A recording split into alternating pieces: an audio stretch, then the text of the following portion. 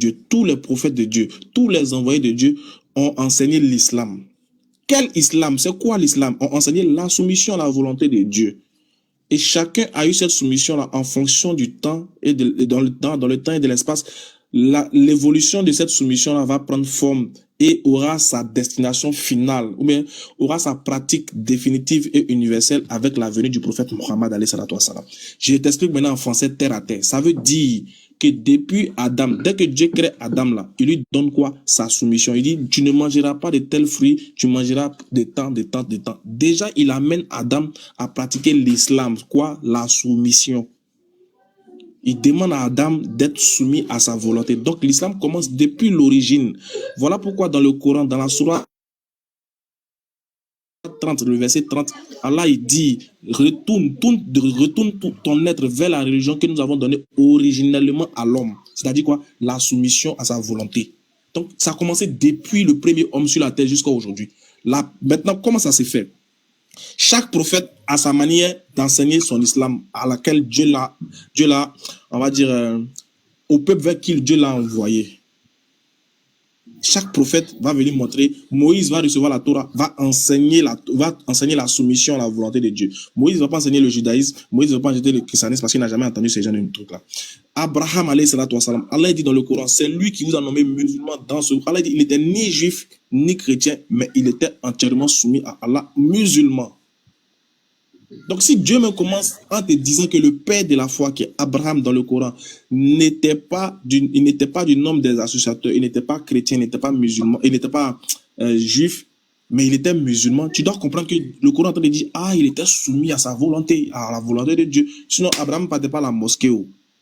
Donc pour vous, quand vous entendez le mot musulman, automatiquement vous pensez à mosquée, vous pensez à quelqu'un qui a les boubous là, qui est en train avec un chapelet dans sa main. Non, ça c'est l'islam dans sa forme parfaite, définitive et universelle. Qui m'a interrompu? Alors j'ai une question à poser. Mais laisse-moi finir de répondre aux frères quand même. Je vais parler. Il faut le muter, voilà. Il faut le muter. Parce que tout ce que tu entends de dire là, j'ai compris. Hein. J'ai compris tout ce que tu entends de dire. Oui, j'ai compris tout ce que tu entends de dire. Mais le début de l'islam là, où on a entendu le mot islam, et l'islam a commencé à prendre de l'ampleur. Ça a commencé avec qui? Avec Adam. Non. C'est avec Adam que toi tu as... Non. C'est pas avec Adam que toi tu as commencé à comprendre. C'est pas Adam qui a prêché l'islam. Est-ce que c'est Adam qui a prêché l'islam? Et puis tu dis ça. C'est Mohamed qui a prêché l'islam. C'est Mohamed qui a prêché l'islam. C'est Mohamed qui a prêché l'islam.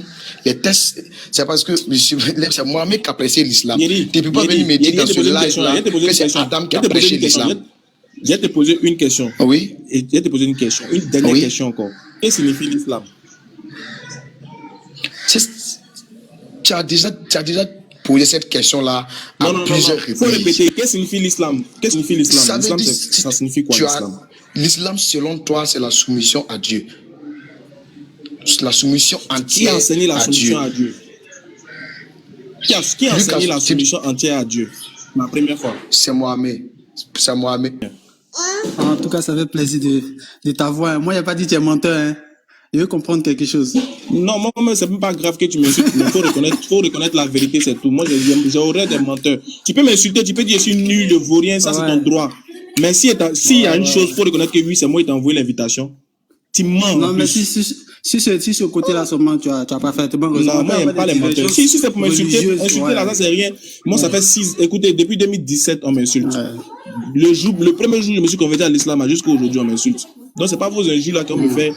Moi, vos injures, c'est rien, quoi, tu vois. Mais, s'il y a quelque chose, au moins, reconnais la vérité. Mais quand il ment, moi, ça peut me tuer. J'aime pas les menteurs. Donc, vas-y, mon frère. Non, faut te calmer. Voilà.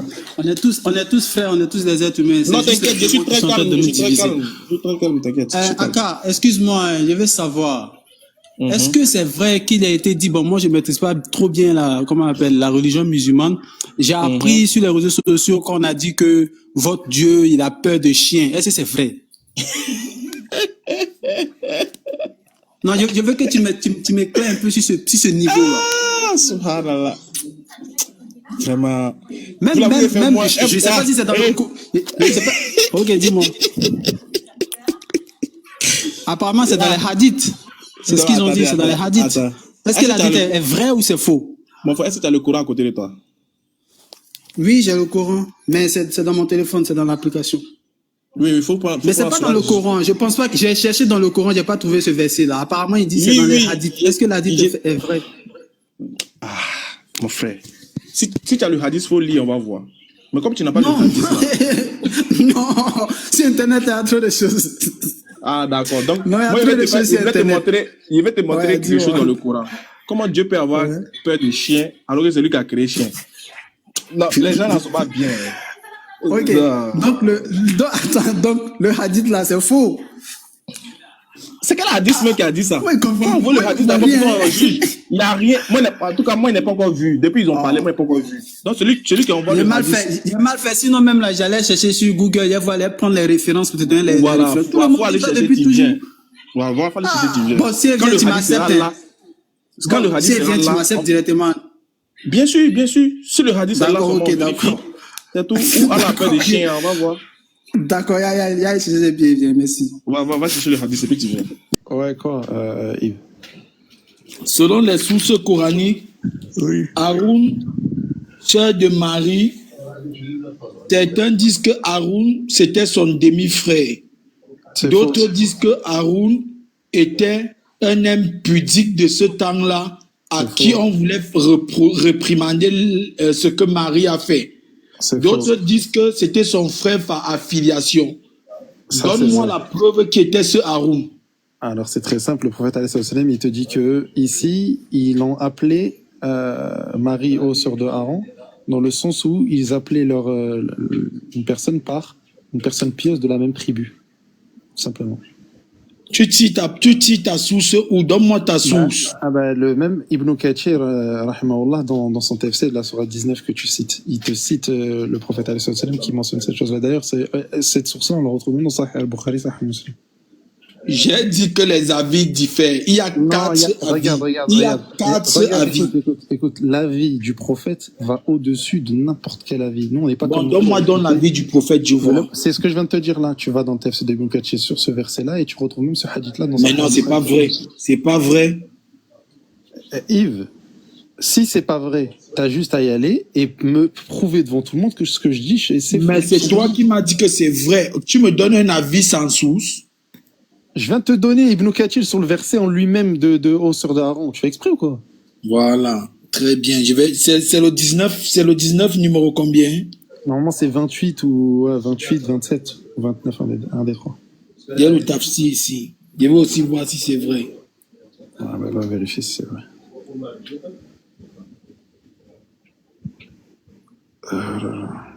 Et en plus, dans tous les cas, c'est une impossibilité ici que coraniquement on vient de dire que Marie, elle a un frère qui s'appelle Aaron dans le sens de vrai frère.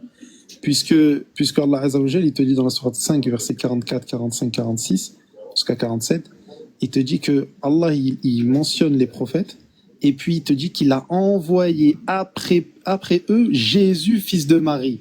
Donc après les prophètes, après le fait qu'ils aient reçu la Torah, après tout ça, il a envoyé Jésus après eux. Donc Allah Azza wa Jal, il fait bel et bien ici une distinction entre la venue de Jésus qui vient des milliers d'années après eux, qui est le dernier prophète des enfants d'Israël, et les anciens prophètes.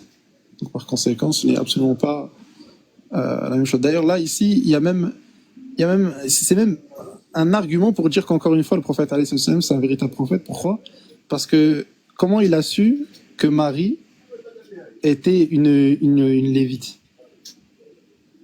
Comment il a su que Marie était de la tribu de Aaron?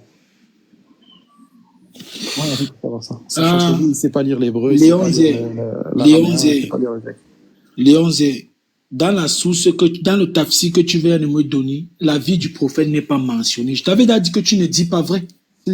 Si il te mentionne la vie du prophète. Je dis bien.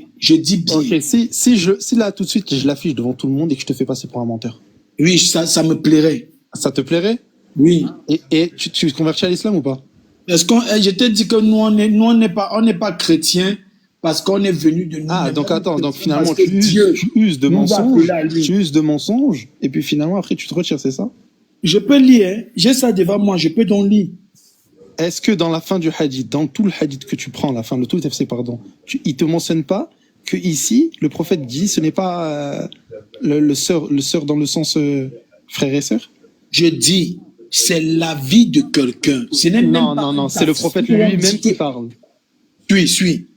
Quant à son appellation sœur de Haroun, il est connu qu'à cette époque, les gens s'attribuaient aux prophètes et aux hommes vertueux en prenant leur nom. Cet Haroun désignait en un autre Aaron, le frère de Moïse, comme a avancé Ibn Jari. Ibn Jari dit même que c'est le frère de Moïse. Oui, Haroun, le frère de Moïse, oui, c'est logique. Oui, mais c'est ça que je te dis. Selon l'islam, il y a 4 avis. Non. L'avis là qui vient de te citer, il te dit que Haroun, c'est le frère de Moïse. Oui, c'est ce qu'on a dit là depuis tout à l'heure. Ils l'ont appelé sœur de Haroun. Quel Haroun? Haroun, le frère de Moïse. Pas Je me répète, le frère et sœur, comme moi, je suis le frère, par exemple, de mon frère, ou le frère de ma sœur, mais plutôt ici, dans le sens d'appeler quelqu'un par un nom d'un pieux prédécesseur. C'est ce que je te dis tout à l'heure. Je dis Léon Continue, on va voir si c'est pas le prophète qui dit ça. Continue. Non, j'ai lu jusqu'à. Bon, je continue. Continue, ouais. Commence pas à cacher parce que je vais afficher. Non, à la fin, on dit elle fit signe de s'adresser à l'enfant, donc il n'y a plus rien. Il n'y a plus rien en bas. Ok, attends, je vais afficher 2 secondes. Alors, je vais l'allumer. Une petite seconde. Ah là. Vous êtes encore dans des arguments de Marie sœur de Haroun. Purée, c'est terrible, hein.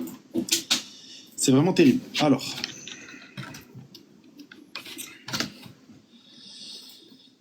Mon ami.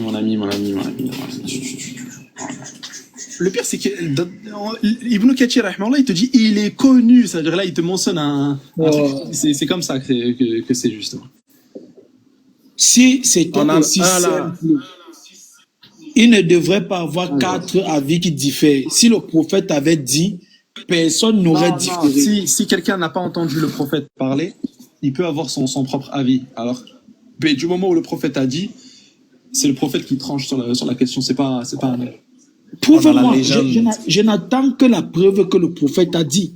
Oui, je vais te la donner tout de suite. Avant qu'il ne donne la preuve même, pendant qu'il est en train de chercher. Dis-moi, quand on dit que, Ivan Pak, Ivnia, quand la Bible appelle Jésus fils de David, est-ce que c'est David son père normalement? Lorsque Jésus est appelé fils de David, David n'est pas son père. Pourquoi il a appelé fils de David alors? Il a appelé fils de David parce qu'on dit que le Messie devait venir de David. C'est pour dire qu'il provient de ce que l'Écriture avait dit. C'est pour bien spécifier que le Messie, comme on a dit, venait de David. On te spécifie fils de David pour dire d'où il sort. Voilà, très bien, de la descendance de David. Oui. Voilà. Donc, c'est pas qu'il est forcément le fils de David dans le sens propre du thème. Oui. Donc, c'est forcément, ici, c'est lié à quelque chose. Oui, c'est lié à la piété. Voilà. Alors, Surat Maryam. Donc, même il y a un argument, Ismaël Aka. Haroun était son grand frère. Ismaël Aka, il y a un argument. Ismaël Aka. Dans Apocalypse 22, il y a un ange qui va dire à Jean qu'il est le compagnon de ses frères, les prophètes. À Jean, il dit ça, l'ange. Mais du coup, est-ce que Jean, c'est le frère de Moïse? Son vrai frère? Donc ici, on peut comprendre que par là, que frère, c'est pas... Je dis, s'il y avait un seul avis ou seulement l'avis du prophète, j'aurais pris. Cependant, en lisant vos sources et en lisant un endroit où on fait les questions-réponses, ils disent qu'il y a 4 avis pour ça. Certains disent que c'est son demi-frère. Maintenant, le problème, c'est lequel, en fait? Le problème, c'est lequel? Moi, je demande, quel est alors l'avis qui est vrai? C'est l'avis du prophète qui est au-dessus. Il n'y a pas d'avis du prophète. Ok, on va voir, il n'y a pas d'avis du prophète. Peut-être tu vas goûter là, maintenant là. Tu vas goûter là tout de suite là. Alors.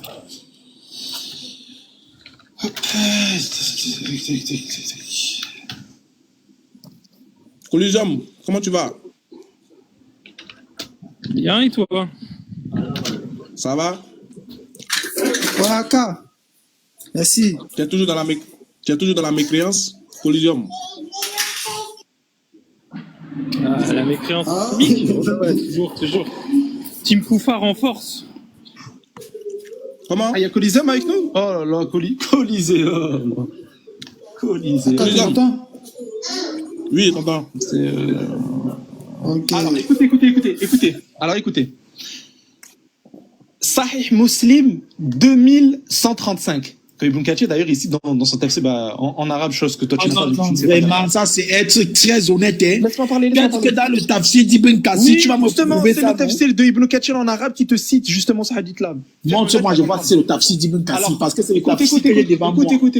Al-Mourera raconte, écoute bien, que le prophète sallallahu alayhi wa sallam a dit, écoute bien, le prophète sur lui m'envoya à Najran, au Yémen, là-bas où on me dit, vous récitez ô sœurs de Aaron, alors que Moïse a vécu tant et tant de siècles avant Jésus. Je n'ai pas su quoi leur répondre. Lorsque je rentrais à Médine, je questionnais le prophète sur le sujet. Et il me dit, tu les aurais informés qu'ils se donnaient comme nom ceux des prophètes et des pieux ayant vécu avant eux. Question que je te pose. Ce hadith-là, il est authentique ou pas? Léon, tu vas me poser à moi s'il a dit authentique. Si toi, tu dis que c'est authentique, je dis que c'est authentique. D'accord. Ton argument, Léon, il fin du débat. T'as même plus besoin d'en rajouter. Léon, fin du débat. T'as tué le débat, c'est fini. Le prophète a donné son avis. Non, il n'a pas tué le débat. Il n'a pas tué le débat. Le prophète a donné son avis. On ne discute plus, c'est fini. Non, tu voulais l'avis du prophète, non? C'est pas ce que tu voulais. Donc, attends, suivez bien. Hein. Le Coran, c'est pas la parole des hommes, c'est la parole de Allah.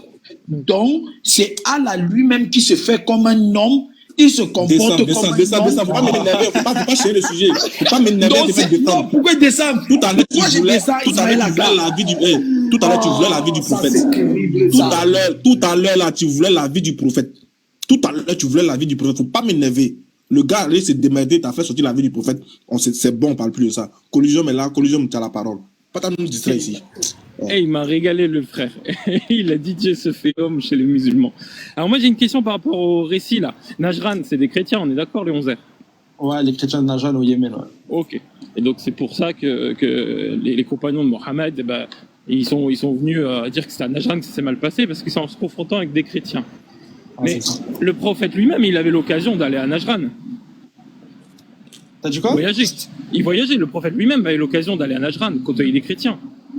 Je sais pas du tout ça. Non, sérieux. Ouais, je sais pas du tout. Peut-être il a fait ça, je sais pas. Okay. Tu connais la légende de Bahira? La légende de Bahira. Je connais pas, non. En gros, quand il était jeune, il accompagnait son oncle pour faire un voyage d'affaires en Syrie. Est-ce qu'on a des sources par rapport à ça? Oui. Le moine de Bayran, oui. Ouais, c'est ça. On a ça dans le détail cacheté. Il était très jeune en ce moment. Il était pas jeune. Oui, Ismalaka, t'inquiète. Et ce récit-là, il est authentique? Non, il n'est pas authentique. Ah, d'accord, je m'entends. Mais c'est... Ok, il n'y a pas de souci. Mais t'es d'accord qu'on va prendre Waraka? Ouais. Waraka qui était le cousin de son beau cousin, du coup, cousin de sa femme. Attends, il dit que le récit n'est pas authentique? Ouais, en gros, il n'est pas authentique. Ok. Bon, du coup, si on prend Waraka ou la femme du prophète, c'est des chrétiens. Donc Mohammed, il a côtoyé des chrétiens. Alors oui, Waraka ibn Nufayl, c'était le cousin de Khadija, il me semble, un truc comme ça. Oui, il lui a parlé, oui, concernant ce qui lui est arrivé, ouais. Exactement. Ok. Du coup, il y a quoi qui t'étonne sur le fait qu'il aurait pu apprendre que Marie est une lévite? Pourquoi forcément tu as vu une source comme quoi lui il a échangé avec lui, il lui a dit non mais Marie c'est une sœur ça c'est une lévite ou quoi que ce soit. Je suis désolé du bruit ici. Tu fais un sophisme du silence là. Ah et toi c'est justement ce que tu fais là actuellement. T'es en train de dire que vu qu'il a côtoyé, forcément il lui a parlé. Moi et toi Coliseum, on s'est parlé plusieurs fois. Est-ce que toi tu m'as raconté ta vie? Est-ce que tu as rencontré un tel ou est-ce que toi t'es le descendant d'un tel? Tu m'as déjà raconté? Excuse-moi, j'ai du bruit. Non, t'as très bien entendu. Je sais pas si vous entendez, mais moi ça fait 3 ans ou 4 ans que je te connais. Est-ce que moi et toi on s'est parlé? Tu m'as raconté que toi t'étais le fils de Le fils de un tel. J'ai pas compris la question. La question est très simple. Non, j'ai pas compris. Est-ce que toi et moi, est-ce que c'est déjà parmi mes parents? Est-ce qu'une seule fois, tu m'as dit que toi, par exemple, tu étais l'enfant d'une personne et cette personne-là, elle s'appelle telle personne? Ou bien que toi, tu as côtoyé une personne qui s'appelle telle ou telle personne? Donc, parfait. Donc, ça ne veut pas dire que quand tu côtoies une personne, que forcément, tu as ce genre de discours. Ou encore ce genre d'information. Regarde.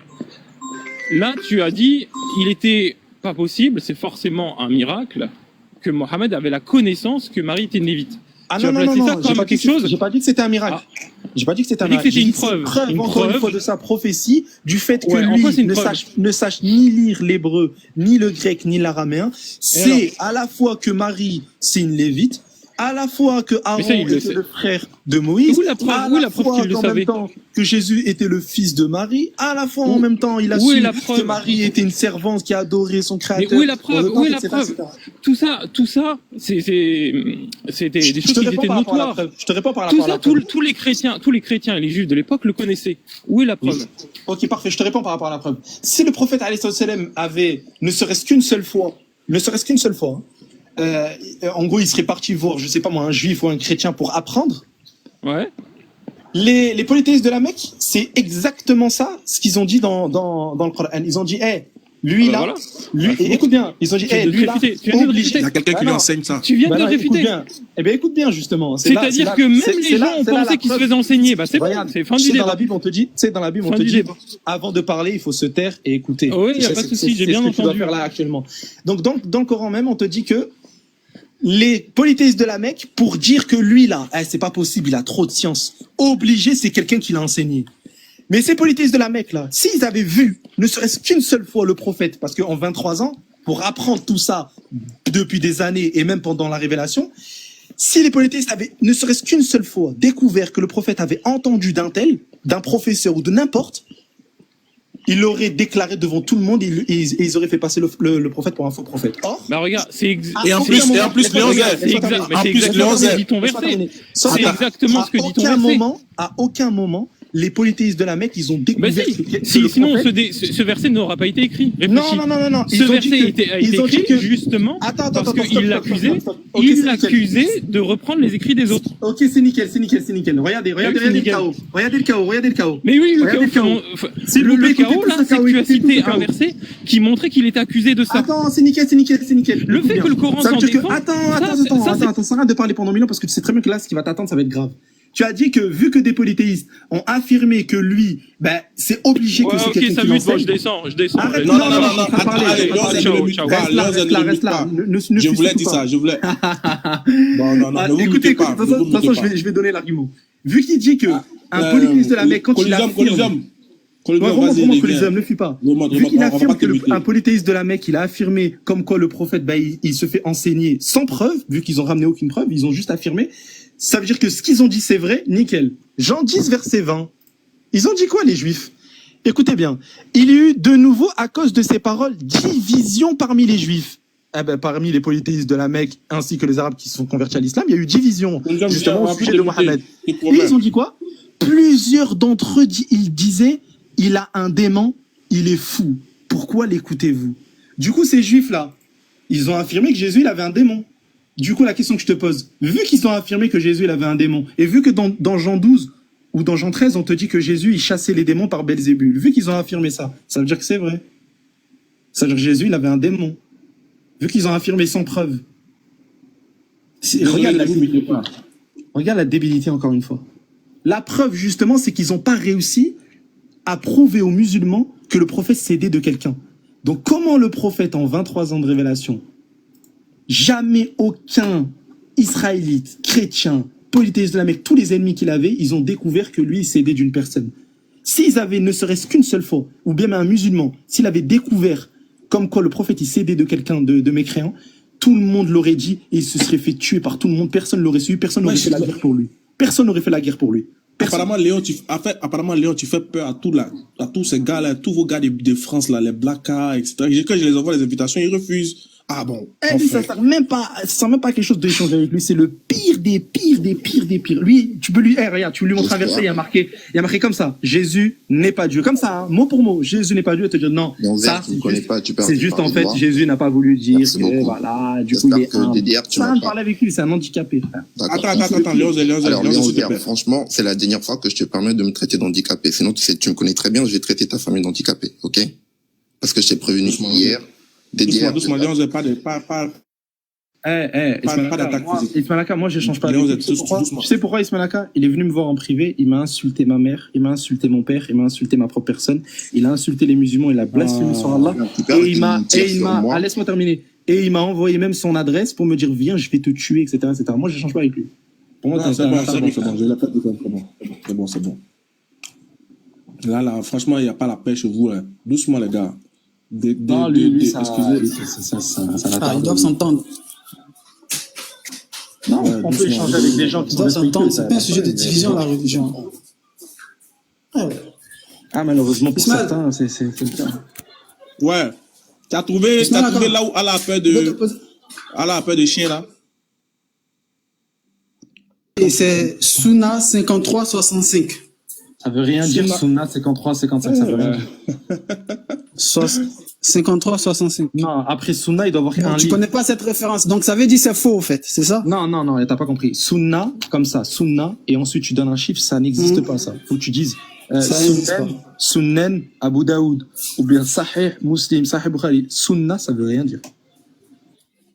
Ah, d'accord. Donc, ça veut dire c'est faux, alors. Donc, c'est des mauvaises informations. Non, c'est ta référence qui est mauvaise. En fait, tu as donné une mauvaise référence. Quand tu dis Sunna, c'est comme si tu disais... Je vais mettre sur Google. C'est comme si tu disais Bible. C'est comme si tu disais Bible 66. Ah. Ouais, tu vois, non? Ah, ok. Attends, c'est quoi? C'est Sunna, ça veut rien dire. Ouais. Attends, c'est cher. Sunna, combien?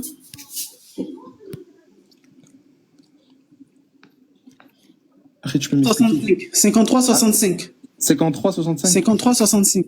Ouais. Attends, Sunna, c'est quand je tombe directement sur Sahih Bukhari. The best woman among the Camerounais, the woman Quraysh. Bon, en fait, la partie, ça parle de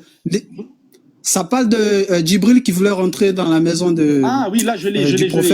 Il est là, le hadith. C'est Sunan an-Nasa'i 5365. Alors, je prends la traduction. Ah. T'as dit Allah? Non, Djibril, pardon, parce qu'on a dit nous. Donc, du coup, quand on dit... Djibril. Et t'as dit, il a eu peur, c'est ça? En islam, quand on dit nous, vous dites que c'est le prophète et Dieu, non? Quoi? Quand vous dites nous, en islam, ça inclut les anges et Dieu? Non. N'est-ce pas? Non. Ouais, bah d'ailleurs, donc quand Allah dit nous avons créé les cieux et la terre, c'est Allah. Non, mais vous blaguez à l'église là-bas, hein? Même les gars vont vous tuer, les gars. Bah, attends. Ouais. Là, j'ai le hadith, là. Djibril, que la puissance sur lui, demanda la permission d'entrer chez le prophète. Il a tout, Wallah, il a tout. Donc, écoute le hadith, hein. Djibril, que la puissance sur lui, demanda la permission d'entrer chez le prophète, sallallahu alayhi wa sallam. Et il dit, comment puis-je entrer alors qu'il y a dans votre maison un rideau sur lequel il y a des images? Vous devriez soit leur couper la tête, soit en faire un tapis sur lequel on marchera, car nous, les anges, n'entrons pas dans une maison dans laquelle il y a des images. Ouais. Et elle est où la peur sur les chiens? Et là, ça n'a rien à voir avec des images. Les images, ils sont interdits en islam à la maison, ni les chiens. Donc, c'est à cause des images que les anges, Djibril, ils rentrent pas dans la maison? Oui, il y a une interdiction. Oui. C'est pas la peur. Oui. C'est pas par rapport à la interdiction, c'est pas la peur. C'est interdit pour lui. Et qu'est-ce qui suscite cette interdiction? C'est ce que je veux comprendre. Je veux mieux comprendre, en fait. C'est une interdiction d'Allah Azza wa Jalla qui te dit que l'ange n'a pas le droit de rentrer dans une demeure où il y a des images. Il n'y a pas de comment, pourquoi. Allah, quand il interdit une chose, c'est tout. C'est comme le fruit. C'est comme le fruit, par exemple, par rapport à Adam. Dieu lui a interdit. Ouais. Il n'a pas à chercher encore à comprendre pourquoi ou je sais pas. Ok, je vais avoir une référence où Dieu, il a interdit. Attends, t'as menti. à 3 reprises, là. 1, Allah. 2, les chiens. Là, c'est catastrophique. Là, ce que t'es en train de me dire. Si tu m'entends bien, tu vas comprendre que j'ai pas menti. Parce que quand je parle, non, Serge, on a ivoirien. Non, mais attends, Ismailaka, ça, même ivoirien ou pas, tu ne peux pas dire que quand Jibril il parle, il rentre dans une maison, c'est Allah qui rentre dans une maison. Voilà, c'est ce que je voulais lui dire. Je voulais lui dire, mais arrêtez de mentir, c'est pas bien. Au début, tu nous as dit que toi, tu as un hadith où Allah a peur des chiens. Oui, c'est ça, c'est ce que j'ai dit. Ouais. Il est où le chien? Voilà, en fait, je me suis trompé. C'est pas. Il est où le chien? Il est où le chien dans le hadith là? Ah, c'est même pas le bon hadith même aussi j'ai donné. Hein. Parce que c'est celui de. Non, mais écoutez, les gars, il faut pas prendre ça comme une concurrence où je sais pas, je suis en train de vous délivrer. Mais il n'y a pas de non, mais vous êtes en train de rigoler, vous me prenez pour un menteur. Déjà, moi, je suis même pas sûr des hadiths. Serge, si moi tout de suite je te dis, écoute, prends un verset là de la Bible, il y a marqué Mohammed et c'est un prophète, vas-y. Et toi, tu vas comme ça, il y a marqué Élie, c'est un prophète, tu vas te moquer ou pas? Ah ouais? Bah voilà, c'est bon alors. Tu rigoles. Bon, ok, dernière question, les gars, je vais pas trop prendre votre temps. Est-ce que Allah c'est un homme, oui ou non? Non, pas du tout. Ben, il a une main quand même. Et alors? S'il a une main. Ok, je te pose une question. Est-ce que les anges, ils ont par exemple des ailes? Ouais, bien sûr. Est-ce que les ailes des anges, c'est les mêmes ailes que les oiseaux? Non, pas du tout. Bah, Allah Azza wa Jalla, il a une main qui n'est pas semblable à ses créatures. Qui n'est pas tangible, c'est pas une organe. C'est pas une organe. Attends, c'est pas un organe, c'est pas tangible, c'est un attribut, tout simplement. D'accord. Et il ne ressemble en rien à la créature. Faut pas que tu t'imagines ta main comme étant la main d'Allah. Ça, c'est du coufre. Ça, c'est une parole de mécréant. Non. Au fait, écoute, moi, je pense que toi, tu ignores beaucoup de choses. Tu prends l'exemple. Et puis, des anges et des autres. Non, c'est pas faire des chocos. Moi, c'est comme ça que je parle. C'est comme ça que je m'exprime. Je suis pas en Côte d'Ivoire, mon gars. Ça fait depuis 10 ans que je suis pas en Côte d'Ivoire. Il fait choquant comme Léonzé. Vas-y, frère. En fait, lui, il ignore que les oiseaux. Au début, tu parlais pas comme ça. Serge. Tu parlais bien comme un Ivoirien. Là, du coup, ton langage, il a changé. Wesh, tu fais le wesh. C'est pas ça. D'accord, vas-y. C'est pas ça. Bon, écoute, Ismo, en fait, ce que je veux simplement vous dire, c'est que lui, il me dit que les anges sont différents des oiseaux parce qu'ils ont des ailes, ils sont différents. Ils sont pas, moi, je dis c'est faux. Parce que les anges même sont des oiseaux. Est-ce qu'il le sait? De quoi? Les anges font partie des oiseaux. Donc ça veut dire que les anges. Dis-moi quand est-ce que les anges sont. Donc les anges. Dis-moi, les anges sont créés. Attends. Les oiseaux, c'est des esprits, ou bien ils sont physiques? Non. Au fait, quand on dit oiseau, faut pas te baser sur le côté physique. On parle spirituellement. Spirituellement parlant, Dieu, quand il a créé les animaux, il a dit que les oiseaux on te dit les anges c'est des oiseaux spirituellement. Donne-moi un verset. Mais c'est incroyable ce que tu dis. Les anges sont créés le quelième jour? Comment? Les anges ont été créés le quelième jour? Un dimanche. Mais on s'en fout de quel jour? Est-ce que les anges c'est des esprits? Est-ce que les oiseaux? Est-ce que les oiseaux sont des esprits? Les anges de base sont des esprits. Les anges de base sont des esprits. C'est comme l'homme, tu me dis. C'est comme moi, je suis un homme, je suis physique. Mais Dieu aussi est un homme. Dieu c'est un homme. Attends, Dieu c'est un homme. Attends. Dieu c'est un homme. Je te donne le verset. Attends. T'as dit Dieu c'est un homme. Attends, t'as dit Dieu c'est un homme. On est d'accord. Alors écoute bien. Car je suis Dieu et non pas un homme. Léonzé, laisse-le donner le verset, on va voir. Peut-être que. Il va prendre faisant l'homme à notre image, à 1000%. Une découverte. Moi, je parie qu'il va prendre. Et d'ailleurs, je vais vous donner les références pour contredire quelqu'un qui te dit que Dieu, il est homme ou bien il devient homme ou quoi que ce soit. Alors, déjà, vous avez Osée 11:9, car je suis Dieu et non un homme. Vous avez Ésaïe 31:3. Une seconde, je vais vous afficher. Ésaïe 31:3, où on te dit. Non. 31, ouais, je pourrais la mettre 3. Voilà. Non, mais, Léonzé. Attends, laisse-moi terminer. L'Égyptien est homme et non Dieu. Ésaïe 31:3. Vous avez le texte de Ézéchiel 28. Ézéchiel 28, Dieu carrément, il fait et c'est une prophétie sur la croyance des chrétiens. Ézéchiel 28. Il dit fils de l'homme, dis au prince de Tyr, ainsi parle le Seigneur l'Éternel, ton cœur s'est élevé et tu as dit, je suis Dieu, je suis assis sur le siège de Dieu au sein des mers. Et Dieu, il répond, il dit, toi, tu es homme et non Dieu, et tu prends ta volonté pour la volonté de Dieu. Le verset 9, en face de ton meurtrier, diras-tu, je suis Dieu, tu seras homme et non Dieu de la main de celui qui te tuera. Tu mourras de la mort des incirconcis par la main des étrangers, car moi, j'ai parlé, dit le Seigneur, l'Éternel, etc. Ça. Donc Jésus, quand il était face au meurtrier, il est impossible pour Jésus de dire face aux incirconcis, face aux étrangers, je suis Dieu, alors qu'il va mourir comme un homme. Ça, c'est une prophétie littéralement qui contredit votre croyance. Et il y a le texte aussi de Malachie 3.6, qui est très clair. Malachie 3.6, où on te dit, et d'ailleurs ça c'est le dernier livre du Tanakh, donc juste avant que Jésus vienne, car je suis l'Éternel et je ne change pas. Et d'ailleurs, même si on va dans Sépharia, dans Exode 3.14, le tétragramme, comment ils le traduisent, les Juifs, ils le traduisent par « Je suis l'être invariable ».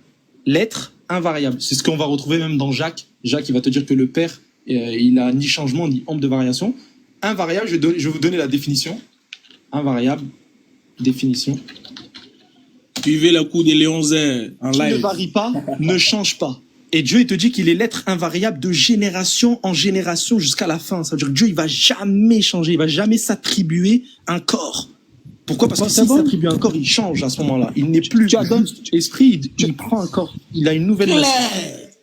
Mais tu as donné beaucoup de versets. Est-ce que je peux parler un peu? Et Hébreu, dernier. Et Hébreu 13, verset 8, en lien avec Jean 8, verset 40, quand Jésus dit « moi, un homme », Jean 8, verset 40, Hébreu 13, verset 8, on te dit « Jésus-Christ est le même hier, aujourd'hui et éternellement ». Un homme, donc Jésus, c'est un homme. Hier, il était un homme. Aujourd'hui, c'est un homme. Il sera un homme éternellement. Tandis que Dieu, lui, là, il était Dieu en dehors du temps. Il n'était pas homme, il n'était pas physique. Et il sera comme ça de génération en génération jusqu'à l'infini. Merci. Monsieur Léonzé, tu peux, vu que tu as la Bible pour toi, c'est plus facile. Tu peux lire, comment on appelle, Ézéchiel 1, verset 25, s'il te plaît. Ézéchiel 1, verset 25. 1, 25. Alors, et il se faisait un bruit qui partait du ciel étendu sur leur tête lorsqu'ils s'arrêtaient et laissaient tomber leurs ailes. Oui? Oh, c'est pas ça. Ézéchiel 1, verset 25. Faut terminer, mon frère. Là, je suis dans Ézéchiel 1, verset 25, là. Le 26, s'il te plaît. Ça, c'est le 26. Au-dessus du ciel qui était sur leur tête, il y avait quelque chose de semblable à une pierre de saphir en forme de trône. Et sur cette forme de trône apparaissait comme une figure d'homme placée de dessus en haut. Je vis encore comme de l'airain poli, comme du feu au-dedans duquel était cet homme et qui rayonnait tout autour depuis la forme de ses reins jusqu'en haut et depuis la forme de ses reins jusqu'en bas. Je vis comme du feu et comme une lumière éclatante. Qui est cet homme? C'est bon. Qui est cet homme? Ah bah attends, je vais lire la suite. Tel est l'aspect de l'arc qui était ainsi était l'aspect de cette lumière éclatante et qui l'entourait. C'était une image de la gloire de l'Éternel. Bah, il te dit que c'était une image de la gloire de l'Éternel. Bon, une image de la gloire de l'Éternel. Qui est cet homme? Est-ce que c'est bien écrit? On te dit que c'est une image de la gloire de l'Éternel. On a la même chose dans nos hadiths aussi. Non, mon frère, faut pas rentrer dans le hadith. Le verset est clair. Non, je te dis, on a la même chose. Mets-moi le verset 26. Non. Un homme au-dessus du firmament. Tu sais c'est quoi le firmament? Oui, au-dessus du trône, au-dessus de tout, ce que tu veux, on s'en tape. Dans tous les cas, il te dit que c'est une image. Au-dessus du firmament, c'est pas... Mon frère, regarde, ça va nous salader. Est-ce que le verset 28 te dit c'est une image de la gloire de l'Éternel, oui ou non? Quoi? Est-ce qu'on te dit c'est une image? Relis le verset calmement, là où c'est marqué une image. Écoute. Tel est l'aspect de l'arc qui était dans la nuit en un jour de pluie. Ainsi était l'aspect. Faut pas commencer par là, mon ami. Faut pas commencer par là. Commence au verset 26. C'est la suite de ton texte. Commence au verset 26. Faut pas mélanger les gens nous écoutent. Ok, je relis. Je vis encore comme de l'airain poli, comme du feu au-dedans duquel était cet homme, et qui rayonnait tout autour depuis la forme de ses reins jusqu'en haut, et depuis la forme de ses reins jusqu'en bas. Je vis comme du feu et comme une lumière éclatante dont il était environné. Tel est l'aspect de l'arc qui était dans la nuée, en un jour de pluie. Ainsi était l'aspect de cette lumière éclatante qui l'entourait. Pourquoi vous êtes comme ça même? Pourquoi vous êtes comme ça? Laisse-moi terminer, merci. J'ai dit commence au verset 26, tu es en train de mener tel et tel. Commence au verset 26, les gens vont bien comprendre. Au-dessus du ciel qui était sur leur tête, il y avait quelque chose de semblable à une pierre de saphir en forme de trône. Et sur cette forme de trône apparaissait comme une figure d'homme. C'est bon? Ah là, c'est bon, ouais. Parfait, nickel. Cette figure d'homme, on te dit, c'était une image de la gloire de l'Éternel. C'est ça les arguments pour dire que Jésus, que Dieu c'est un homme, que Jésus est Dieu. C'est terrible. Hein. C'est pas terrible au fait. Là, vous êtes en train de tordre le sens des versets. Le verset est tellement clair. On dit qu'au-dessus du firmament se trouvait un homme qui avait la figure d'un homme. Donc Dieu, c'est un homme. C'est quelle image? Non. Tu vois, c'est ça votre problème. C'est ça votre problème. Vous aimez trop la mécréance. Ici, déjà, c'est une vision. Laisse-moi terminer. Ici, c'est une vision. Et dans cette vision-là, on te parle simplement d'un homme qui représente la gloire de Dieu. C'est tout. On te dit pas que Dieu, c'est un homme. Dieu lui-même te dit, je ne suis pas un homme. Bon, ici, c'est juste une représentation. C'est comme l'ange de l'Éternel. Attends, laisse-moi terminer. C'est comme l'ange de l'Éternel. L'ange de l'Éternel va représenter Dieu. C'est une représentation de la gloire de l'Éternel. Ça ne veut pas dire que l'ange de l'Éternel est l'Éternel. C'est ridicule. L'ange de l'Éternel est l'Éternel, bien sûr. L'ange de l'Éternel, c'est l'Éternel? L'ange de l'Éternel, c'est l'Éternel. D'accord. Est-ce que l'ange de l'Éternel est omniscient? Quoi? Est-ce que l'ange de l'Éternel est omniscient? Il sait tout, il est omniscient. D'accord, je vais te lire un verset et je te pose une question, c'est bon? Ok, écoute. Alors l'ange de l'Éternel prit la parole et dit, Éternel des armées, jusqu'à quand n'auras-tu pas compassion de Jérusalem et des villes de Juda contre lesquelles tu es irrité depuis 70 ans? L'Éternel répondit à l'ange de l'Éternel par de bonnes paroles, par des paroles de consolation à l'ange qui parlait avec moi. Question que je te pose. Quand l'ange de l'Éternel, il pose la question à l'Éternel, il lui dit, jusqu'à quand n'auras-tu pas compassion de Jérusalem? Ici, il est omniscient ou pas? Non, mais écoute, faut pas mélanger les choses. Hein. Faut bien prendre le verset dans son contexte. Hein, faut pas donner un faux sens au verset. Attends, c'est quoi le contexte du verset? C'est quoi, c'est quoi le contexte? Ici, c'est très simple. L'Éternel, le Père Tout-Puissant, a prévu de massacrer le peuple juif. Oui. Et l'ange de l'Éternel vient en tant qu'un avocat, en tant qu'un plaideur. C'est juste une façon de dire, oh, papa, jusqu'à quand tu vas frapper ton fils? Ou jusqu'à quand tu vas frapper tes enfants? C'est ce que ça veut dire. C'est ce que ça veut dire. Toi, tu comprends comment? Avant qu'il pose la question, il est omniscient ou pas? Ben, bien sûr. Pourquoi il pose la question? Ben, au fait, là, il est en train de plaider pour son peuple, tout simplement. Ce n'est pas qu'il ne sait pas. C'est pas qu'il ne sait pas. Regarde, admettons qu'on prend ton cas. Admettons que c'est une question rhétorique. Admettons. Est-ce que cet ange de l'Éternel, il peut recevoir un ordre d'un ange? Est-ce que ton Dieu, il peut recevoir un ordre d'une créature? Serge, reviens. Reviens. Ouais.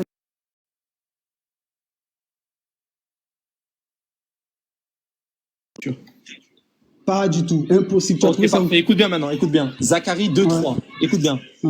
Et voici l'ange qui parlait avec moi s'avança. Ah, l'ange, c'est pas l'ange de l'Éternel, mon frère. Dans le contexte de Zacharie 2, c'est Zacharie 1:12 que je viens de lire. Non, c'est pas l'ange de... Quoi? Dans le contexte de Zacharie 2, c'est l'ange de l'Éternel qui parlait avec Zacharie. D'accord, ok, vas-y, voilà. Je t'écoute. Donc, et voici l'ange qui parlait avec moi. Le verset, regarde, hein, je te lis le verset de Zacharie 1:12, écoute. Ouais, vas-y. Regarde, l'Éternel répondit par de bonnes paroles, par des paroles de consolation à l'ange qui parlait avec moi. C'est la même chose. Donc maintenant, écoute. D'accord, vas-y. Et voici l'ange qui parlait avec moi s'avança et un autre ange vint à sa rencontre. Verset 4. Il lui dit, cours, parle à cet homme. Question que je te pose. L'autre ange là, c'est qui donne des ordres à ton Dieu? Mais l'autre ange, ça peut être n'importe... Tu sais, il ne faut pas mélanger archange et ange. Non. Okay? Faut pas mélanger ange de l'Éternel et simple ange. Non, tu es en train de mélanger là, on te parle de deux anges. Tu m'as dit, une créature ne peut pas donner un ordre à ton Dieu. Là, on voit que l'ange de l'Éternel, il y a un autre ange qui vient lui donner un ordre et lui dit de courir. Tu dis bien un autre ange. Tu dis bien un autre ange. Oui. il n'y a pas, nous, quand on dit l'appellation l'ange de l'éternel, c'est spécifique pour un seul être, une seule personne. Oui. Celui qui est descendu du ciel, qui a parlé à Moïse dans le buisson, qui a enseigné la Torah à Moïse et tout. Lui, c'est l'ange de l'éternel. Lui qui a parlé à Gédéon. D'accord. Celui-là qui a parlé à Gédéon. D'accord. Est-ce que c'est cet ange qui parlait à Zacharie? Non, ça c'est juste un ange comme ça. Mais il y a marqué l'ange de l'éternel, qu'est-ce que tu racontes? Mais non, l'ange de l'éternel, ça peut s'attribuer à n'importe quel ange du ciel, frère. Pourquoi il rigole? L'ange de l'éternel, ça peut s'attribuer à n'importe quel ange. Arrête de dire n'importe quoi. Arrête de dire n'importe quoi. Non. Arrête de dire n'importe quoi. Tout à l'heure, on a convenu que dans Zacharie 1,12, l'ange de l'éternel, quand il parle à Dieu et il lui dit jusqu'à quand n'auras-tu pas compassion, tu m'as dit c'est juste que c'est une façon de parler quand l'ange il parle au Père. Donc tu étais d'accord ici sur le fait que cet ange-là soit l'ange de l'éternel. Et de toute façon, c'est marqué, tu peux pas s'en de ça. Bizarrement, juste après, on te dit que cet ange-là qui parlait avec Zacharie, il y a un autre ange qui est venu à sa rencontre et qui lui a dit « Cours ». La question que je te pose, est-ce que toi, tu peux voir ton Dieu et lui donner un ordre? Et même s'il lui a dit « Cours ». Tout à l'heure, tu m'as dit qu'on peut pas donner un ordre à Dieu. Bon, même si c'était l'ange de l'éternel. Non, est-ce que tout à l'heure, tu m'as dit qu'on ne peut pas donner d'ordre? Cours. C'est quoi le problème? Est-ce que toi, tout à l'heure, tu m'as dit qu'on ne pouvait pas donner un ordre à Dieu? On ne peut pas donner d'ordre à Dieu? Ici, un ange, il a donné un ordre à ton Dieu. C'est pas forcément un ange. Et ce n'est pas forcément un ordre. Attends. Écoute, je relis, écoute. Il lui dit, cours, parle à ce jeune homme, et dis, Jérusalem sera une ville ouverte à cause de la multitude d'hommes et de bêtes qui seront au milieu d'elle. Je serai pour elle, dit l'Éternel, une muraille de feu tout autour, et je serai sa gloire au milieu d'elle. Fuyez du pays du Septentrion, dit l'Éternel, car je vous ai dispersé aux quatre vents des cieux, dit l'Éternel. Ici, c'est un ange qui va donner un ordre à ton Dieu, et il va ensuite parler à ce jeune homme. Et l'ange dit, je serai. Lis bien le verset. Et cet ange-là dit, je serai. Vas-y, relis le verset. Relis le verset. Il lui dit, cours, parle à ce jeune homme et dit, Jérusalem sera une ville ouverte à cause de la multitude d'hommes et de bêtes qui sont au milieu d'elle. Je serai pour elle, dit l'Éternel. Merci. Oui, c'est bon. Je serai pour elle, dit l'Éternel. Je serai là, c'est mis pour qui? Mais c'est Dieu là qui parle, justement. C'est Dieu qui parle. Écoute, toi, tu comprends rien, mon frère. Toi, tu prends le verset, tu comprends pas. Mais relis le verset, c'est vraiment... C'est clair, le verset est clair. Un autre ange. Est-ce que mon cerveau, il a allumé quand vous rentrez dans l'interreligion? Le verset est clair. Le verset dit, un autre ange s'adresse à l'ange de l'Éternel, n'est-ce pas? Un autre ange s'adresse à l'ange de l'Éternel. Vas-y, je t'écoute, vas-y. Relis, je t'écoute.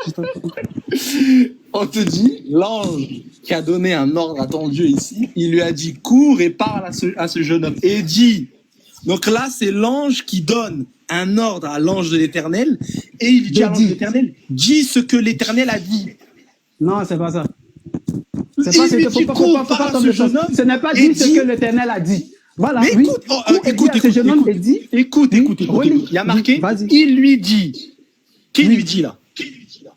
Relis le verset, faut pas prendre... Parce que moi, j'ai pas les versets. Non, on va faire étape par étape, parce que là, tu nous prends pour un con. Là, tu nous prends vraiment pour un con. Va étape par étape. Voilà, écoute bien. Il lui dit, cours, parle à ce jeune homme. C'est qui dit ça? C'est l'autre ange, on va dire. Il dit ça à qui? Il dit ça à l'ange de l'Éternel. À Dieu.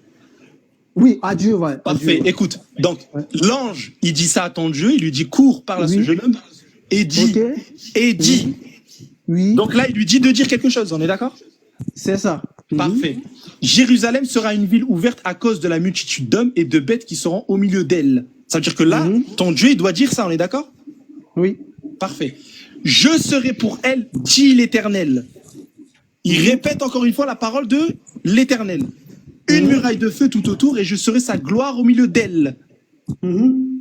Donc c'est l'ange de l'Éternel qui va être la gloire de qui? Non, je serai pour elle, dit l'Éternel.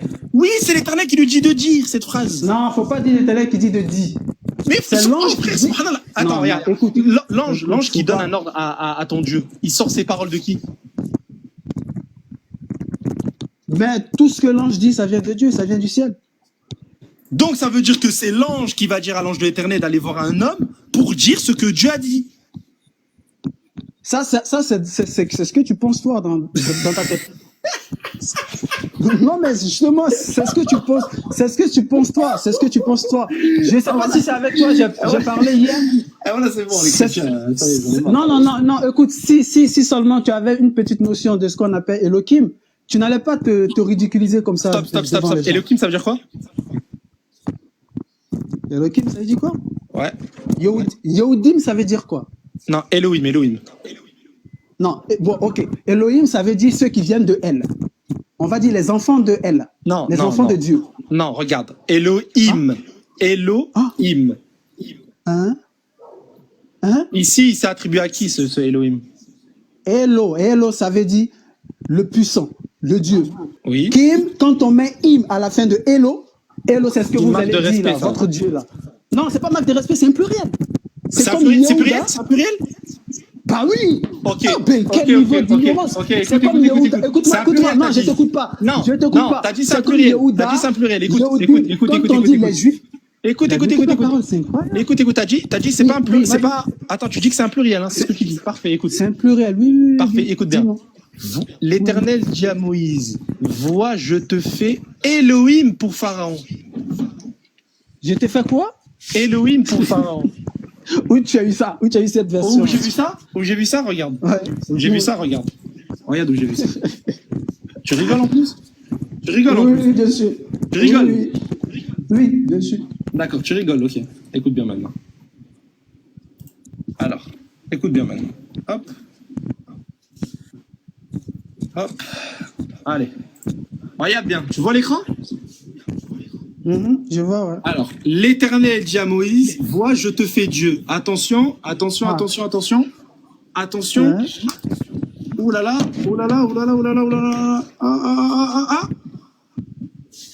Tu peux lire?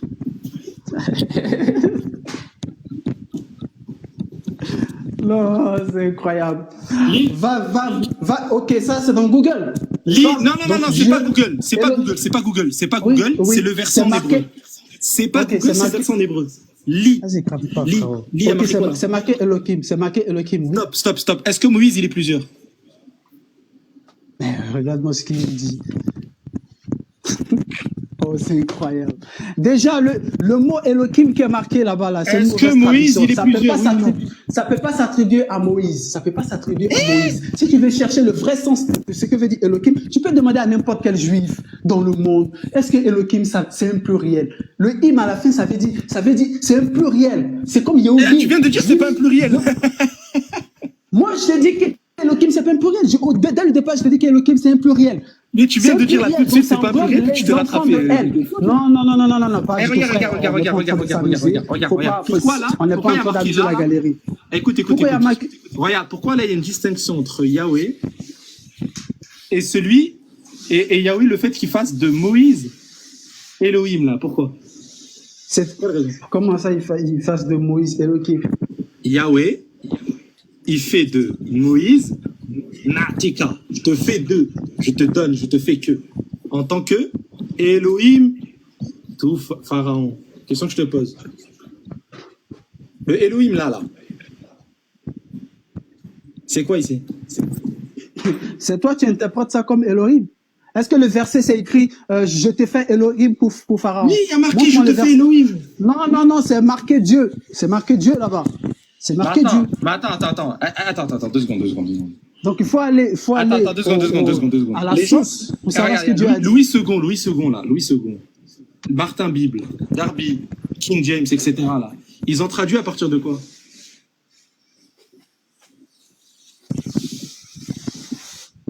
Hein?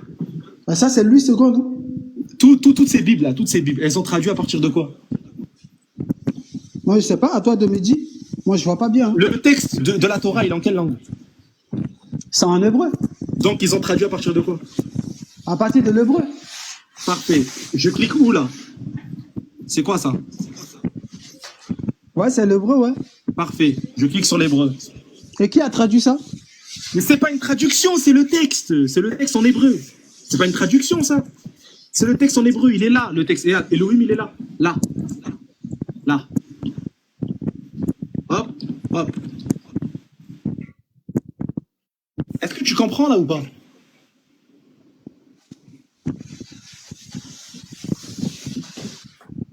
Allô? Il n'y a pas d'allô, il n'y a pas d'allô. Donc là, Moïse, non, quoi, je ne sais pas si tu m'entends. C'est un pluriel, Moïse?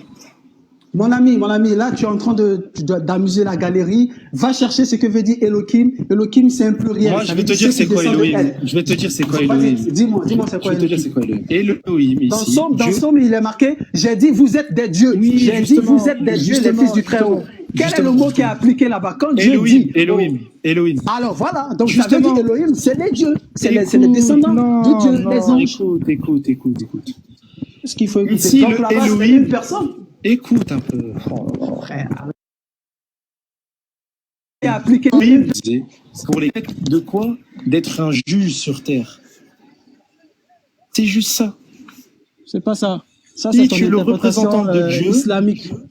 C'est quoi? Ça, c'est ce que tu penses, comment on appelle, de façon islamique. Quand Dieu dit, vous êtes des Elohim. Façon islamique. Non. Quand Dieu, réponds-moi d'abord. Quand Dieu dit, j'ai dit, vous êtes Elohim, les fils du Très-Haut. Oui, ça veut dire que vous êtes des juges sur terre. C'est ça, vous êtes Comment des ça juges sur terre. Pourquoi toi tu dis les juges? Les juges, okay, lui, il a dit les regarde. Tu as dit cependant, vous mourrez comme des hommes. Tu as dit. Cependant, vous, la suite du verset, vous êtes des juges sur terre. Cependant, vous mourrez comme des hommes. Vous êtes des juges sur terre. Vous êtes les fils du Très-Haut dans le sens. Il parle de qui? Attends, laisse-moi parler. Justement, il parle des Israélites. Il parle des Israélites, c'est faux. Il ne parle pas des Israélites, c'est faux, archi faux. Ça, c'est de l'ignorance pure. Quand Dieu dit, laisse-moi t'expliquer maintenant. Quand Dieu dit, non, je ne te laisserai pas parler, je ne te laisserai pas parler tant que tu ne me laisses pas terminer mon explication. Quand Dieu dit, j'ai dit, vous êtes des dieux, les fils du Très-Haut, cependant vous mourrez comme des hommes. Quand Dieu dit, vous êtes des dieux, c'est Dieu dont Dieu parle là. Ce n'est pas des êtres humains, nous, des humains, parce que si c'était des Israélites, des hommes, avec une grosse tête et des pieds, on n'allait pas encore mourir comme des hommes. Il faut réfléchir. Là, Dieu parle des anges. Ben, écoute, là, Dieu est en train de parler des anges. Là, je vais t'enseigner. Là, Dieu est en train de parler des anges. Quand Dieu dit, j'ai dit, vous êtes des dieux, Elohim, cependant vous mourrez comme des hommes, Dieu est en train de s'adresser aux anges. Que vous, les anges, qui êtes des dieux pour moi, vous allez mourir comme des hommes sur terre. Et il a même dit dans Genèse, lorsque les filles des hommes étaient belles, les fils de Dieu, Elohim, regarde, je suis en train de t'expliquer. Attends. Il y a vraiment l'ignorance des gens. Voilà, ça leur fait dire des choses. Wallah. Moi, je t'ai apporté des. Écoute l'enseignement maintenant. Écoute l'enseignement. Et tu verras que moi, là, ce que je vais dire. Écoute, et moi, là, ce que je vais sortir de ma bouche. Voilà, écoute bien. Ce que moi, je vais sortir de ma bouche, c'est pas comme toi. Tu inventes des choses de ta tête. Moi, ce que je vais dire de ma bouche, je vais sourcer mes propos. Monsieur, vas-y. Mute-toi, s'il te plaît, 2 secondes, mute-toi. Moi, ce que je vais sortir de ma bouche, là, pour t'expliquer ça, là, je vais sourcer ça avec le texte. Écoute bien. Le texte de Psaume 82, verset 6, il a un contexte. Je vais te lire le contexte parce que je pense que tu n'as jamais lu le Psaume 82. Et à mon avis, c'est ça le problème. Je vais te donner non seulement le contexte, je vais te donner l'avis des Juifs sur cette question, et je vais même te donner l'avis de Jésus sur ce verset-là. Écoute bien maintenant. Wallah que c'est grave. Écoutez, Psaume 82, verset 1. Dieu, elle, et pas Elohim ici, se tient dans l'assemblée de Dieu. Il juge au milieu des dieux. On parle de quoi? D'un jugement ici. Ensuite, écoute bien. Le vous êtes des dieux, ça veut tout simplement dire que ces personnes-là, les Israélites en question, ils vont juger ici les hommes. On te dit quoi? Lève-toi, ô Dieu, juge la terre, car toutes les nations t'appartiennent. Et ce jugement que Dieu va donner aux Israélites, on va le retrouver même dans plusieurs versets de l'Ancien Testament. Par exemple, comme dans Deutéronome 17, par rapport à la peine de l'apostat, là je te donne un exemple parmi tant d'autres, où c'est justement les juges qui vont ordonner cette peine. Et ces juges en question, on les appelle les Elohim. Je te donne maintenant l'avis des Juifs sur la question. Psaume 82, verset 6. Regarde, commentary, Rashi.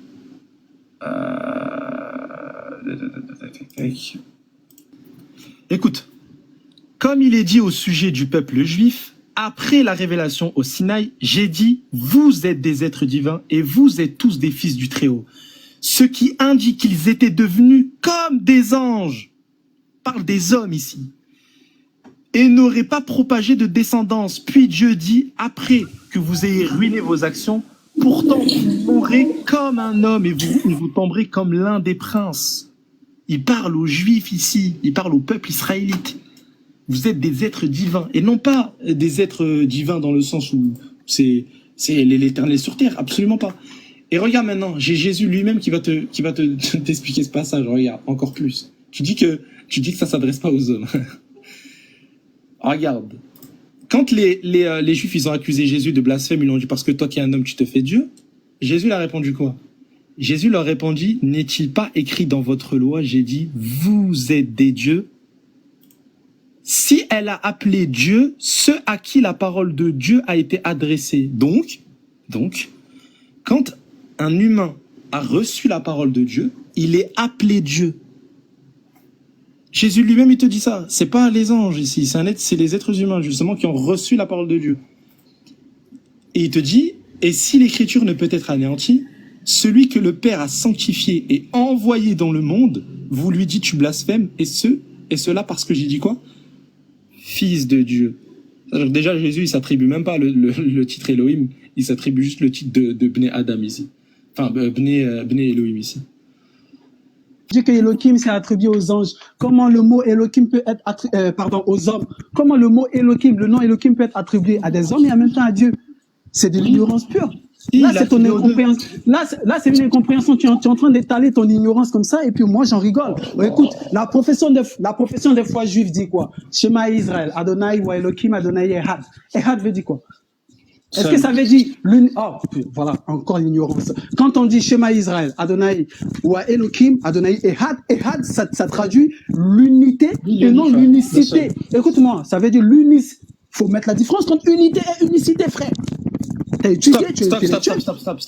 Est-ce que Jésus l'a cité ce passage dans le Nouveau Testament? Je te parle pas encore de Jésus, je suis en train de t'expliquer c'est quoi Elohim. Non. Est-ce que Jésus a cité ce passage? Oui ou non? Deutéronome 6:4. Il a cité oui ou non? Il a déjà cité ça dans l'évangile. Ok, stop. Attends. Jésus, quand il a cité là, il a rajouté quoi, s'il te plaît, comme terme? Comment quand on lui a posé la question, quel est le plus grand commandement? Il a dit, écoute Israël, Adonai wa Elohim, Adonai Ehad. Est-ce que tu comprends pas? Non. En grec, là, c'est quoi le terme qu'il utilisé? Quel grec? Moi, je suis pas grec. Oh là là, parle avec qui? On est en train de parler en Tu viens de lire le verset en hébreu. Quand ça a été retranscrit justement? Ouais. La traduction que les gens ont donnée en grec, après c'est passé en français, c'est écoute Israël, le Seigneur est l'unique Seigneur, ou bien l'unique Dieu. Ça, c'est une fausse interprétation, c'est une fausse traduction. Moi, je me base pas sur ces conneries-là. Ça veut dire que Marc, quand il a écrit en grec, il s'est trempé avec le Saint-Esprit? Comment il s'est trompé, frère? Comment il s'est trompé comment? Est-ce que c'est Marc qui a écrit? Est-ce que c'est Marc qui a écrit en grec? C'est Marc? Mon frère, lui, il a écrit en grec. Est-ce que en grec ils ont la notion de Marc il s'est trempé avec le Saint-Esprit? Est-ce que les Grecs ils savent c'est quoi Elohim? Est-ce que les Grecs ils savent c'est quoi Elohim? Est-ce que les Grecs savent qu'Elohim c'est Mais Marc, c'est pas un Israélite, Marc? Mais déjà, de base, toi, tu es en train de mentir. Tu dis que Elohim, c'est un nom attribué aux hommes. Oui. Et même les Juifs, ils sont d'accord avec ça. Et même Jésus, il est d'accord avec ça. Même Jésus, il est d'accord avec ça. Tu mens. Jésus n'est pas d'accord avec ça. Hein? Jésus n'a jamais dit ça. Quand Jésus a dit, il est écrit dans votre livre, j'ai dit, vous êtes des dieux. Cependant, moi, la question, écoute. Est-ce que la parole de Dieu elle a été adressée aux hommes? La parole de Dieu, d'abord, avant tout, elle a été adressée aux anges, avant d'être adressée aux hommes. Est-ce qu'elle a été adressée aux hommes? Aux anges, d'abord, avant que ça soit les hommes comme toi. Adressée aux hommes, mon ami, écoute ce que je suis en train de... Est-ce qu'elle a été adressée aux hommes? Non, faux. Elle a été d'abord adressée aux anges. Ok. Est-ce qu'elle a été adressée aux hommes? Mais qu'est-ce que tu comprends pas?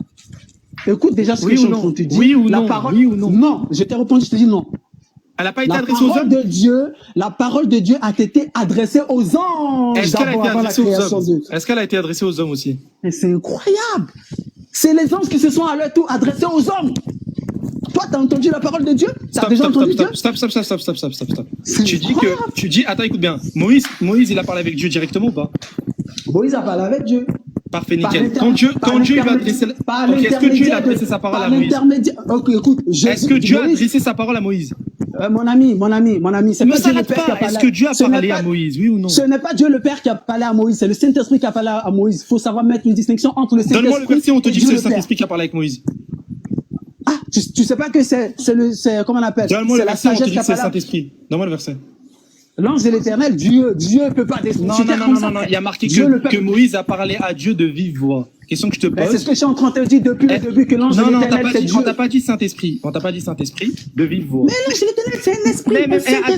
Admettons. Je prends même Saint-Esprit. Est-ce que Moïse a entendu? Est-ce que Moïse a reçu la parole de Dieu? Est-ce qu'il a, la parole de Dieu, elle lui a été adressée ou pas à Moïse? Bien sûr. Parfait, nickel. Est-ce que Dieu a appelé Moïse Elohim? Jamais.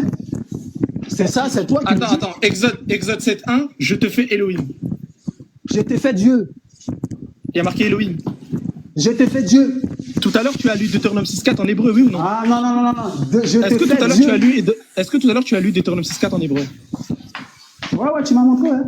Non, c'est toi, tu l'as lu en hébreu tout seul. Oui ou non?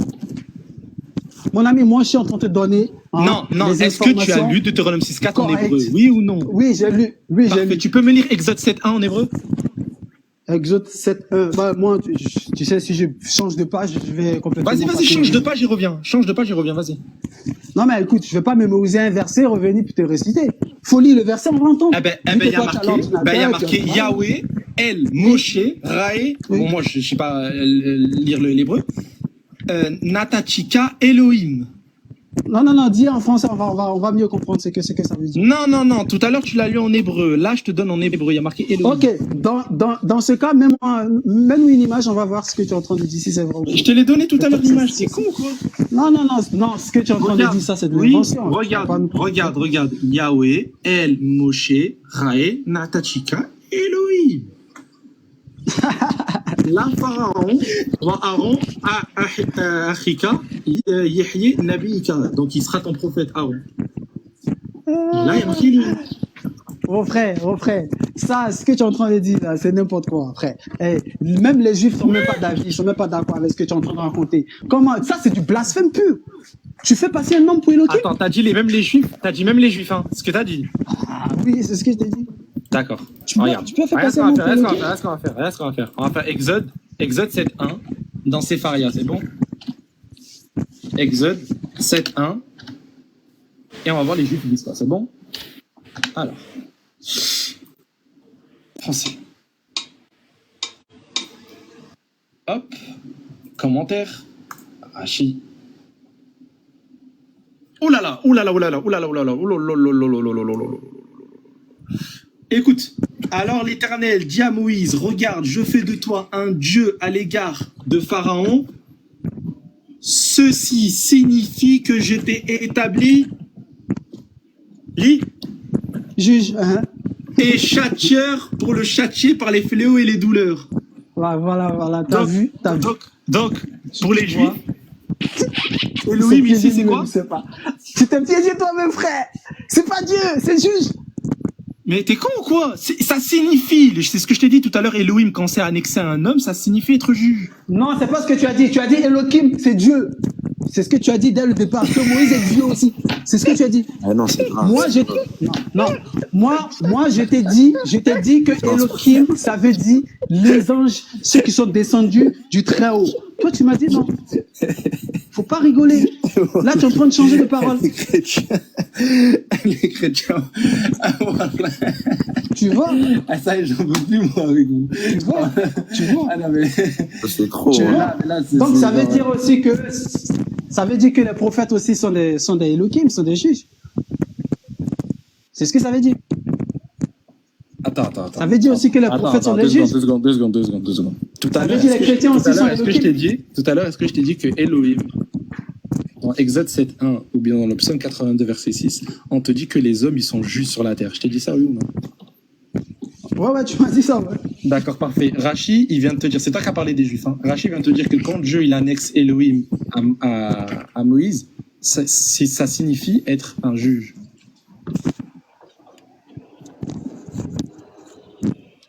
Ok, oui, vas-y. Je t'écoute. Du coup, j'ai menti ou pas? Non, vas-y, termine, je t'écoute. C'est terminé là. Ah, tu as fini? Ouais. Ok, donc remplace juge dans la profession de foi juive et donne-moi le sens. Qu'est-ce que ça veut dire? Écoute, Israël, Adonai et Elohim. Non, dis-moi ce que ça veut dire. Remplace Elohim par juge et dis-moi ce que ça veut dire. Écoute.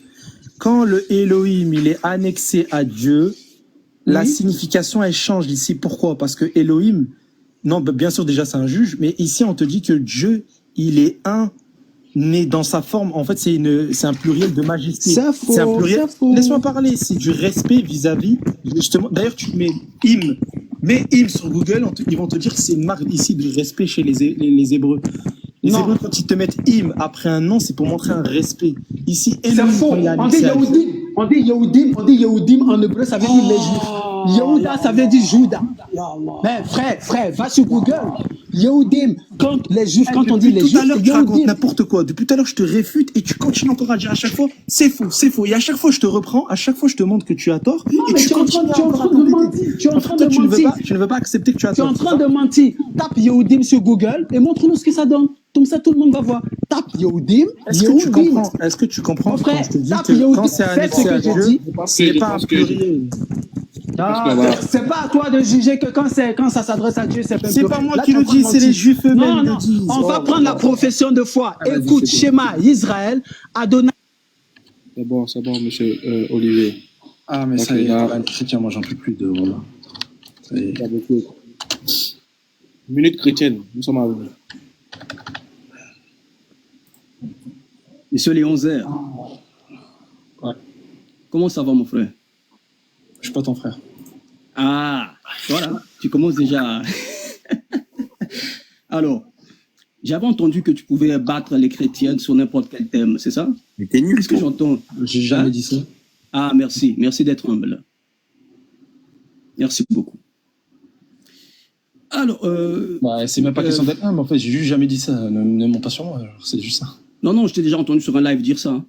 Tu as dit, je bats les chrétiens sur n'importe quel thème. J'ai entendu dire ça, et maintenant tu me dis, je t'ai entendu. Oui, mais c'est pareil, mon frère. C'est pareil. Ok, frère Ismaël. Demande la malédiction divine tout de suite, que moi, un jour, j'ai dit ça, vas-y. Je demande quoi? La malédiction divine, si là, mais tout de suite, tu es un enfant, mon frère. Comment tu peux dire ça? Demande c'est pas un Dieu, hein? Comment ça, malédiction divine? Non, demande maintenant si un jour j'ai dit ça, et moi, je la demande tout de suite, la malédiction. Tu l'as dit, mon frère, on va pas ramener le divin que je prends tous les chrétiens sur n'importe quel sujet. Bien sûr, tu as oublié? Il a jamais dit ça. Ah, merci d'être humble. Merci beaucoup. Donc, je te voyais discuter avec le frère. Est-ce qu'on peut échanger sur Deutéronome 18-18? Parce que j'entends des fois les musulmans dire... C'est Jésus, c'est Jésus. Ça parle de... Ah, tu es humble aujourd'hui, hein? Pourtant, c'est pas l'impression que tu m'as avec le frère qui était là. Il dit juste la vérité. Ah, c'est très bien. Non, parce qu'avec le frère qui était là, il avait... Léon ne parlait pas comme ça. Hein. D'accord. Et Genèse 17-20, c'est qui? Deutéronome 18-18, mon frère. Je t'ai dit, c'est Jésus. Ah, mais avant, c'était... Franchement, vous les musulmans... En fait, le truc que tu comprends pas, regarde, écoute, le truc que tu comprends pas, regarde, écoute, le truc que tu comprends pas, c'est que Deutéronome 18-18, il peut être attribué à plusieurs prophètes. Quand je te dis Jésus, ça me pose aucun problème. Pourquoi? Parce que moi, déjà, je crois en Jésus. Donc, ça me pose aucun problème que ça prophétise Jésus. Par contre, je vais te lire Deutéronome 18-18, écoute. Écoute très bien. Et là, tu vas devoir me répondre. Et regarde, moi, j'ai répondu au tac, hein. On est d'accord? Pas de philosophie, pas de discours pendant 1000 ans ou je sais pas quoi. Je leur susciterai du milieu de leurs frères un prophète comme toi, comme Moïse. Donc ton Jésus, il est comme Moïse. Je mettrai mes paroles dans sa bouche et il leur dira tout ce que je lui commanderai. Je répète, je mettrai mes paroles dans sa bouche et il leur dira tout ce que je lui commanderai. Question que je te pose. Est-ce que ce prophète en question qui va venir, il va entendre les paroles de Dieu et il va répéter ce que Dieu lui dit de dire? On est d'accord? Exactement.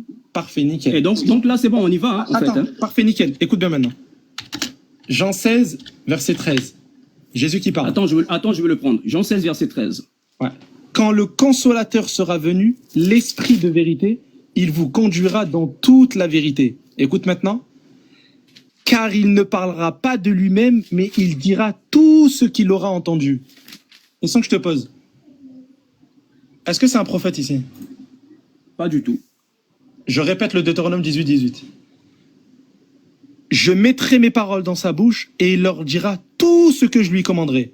On a convenu que quand ici, Dieu dit je mettrai les paroles dans sa bouche et il leur dira tout ce que je lui commanderai, c'est un prophète qui entend les paroles de Dieu et qui répète les paroles de Dieu. Nickel. Jésus, il annonce, il dit, un autre consolateur, il va venir. Il ne parlera pas de lui-même, mais il dira tout ce qu'il aura entendu. question que je te pose, est-ce que ici, c'est pas la fonction d'un prophète? Pas du tout. Tu sais pourquoi? Tu connais la nature du consolateur. Attends, moi je reviens. Léon, 1 minute. Moi je reviens. Pardon. Ah, il est parti. Refais le monter, pardon. Moi, ça y est, il m'avait saoulé. Ça y est. Les gens trop malhonnêtes comme ça. Refais le monter, vas-y. Excuse-moi. Seulement, pour déterminer, tu as dit que c'est Jésus. Maintenant, qu'est-ce que tu veux démontrer encore, M. Léonzel? Vieux père Sam, t'es là? Oui, mon petit, comment on appelle? Ismo. Ouais, Sam, dans Deutéronome 18, là. Oui. Minute chrétienne, désolé. Dans Deutéronome 18, là, Léon Zépanon, si tu peux me refaire la lecture, s'il te plaît. Ouais. Voilà, faut faire la lecture. Alors, je leur susciterai du milieu de leurs frères un prophète comme toi. Je mettrai mes paroles. Arrête-toi là. Je leur susciterai du milieu de leurs frères un prophète comme toi. Voilà, merci beaucoup, Léon Zé. Ici, les chrétiens qui sont dans ce live, est-ce que vous êtes d'accord qu'ici il s'agit de Jésus? Non, c'est pas Jésus, c'est Josué. Jésus est aussi appelé Yeshua. Mais on va vous enseigner aujourd'hui. Ce prophète-là, c'est Yeshua. Yeshua, c'est Josué.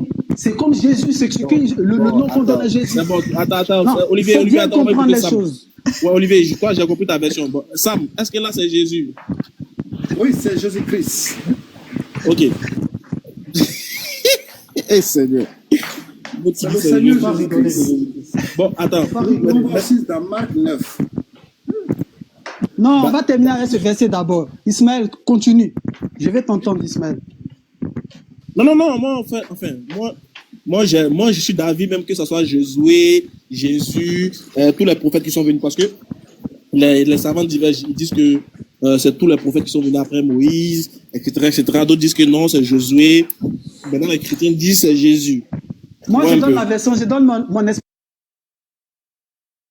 Que ce soit Jésus. Moi, je donne la version, je donne mon explication claire et lévite.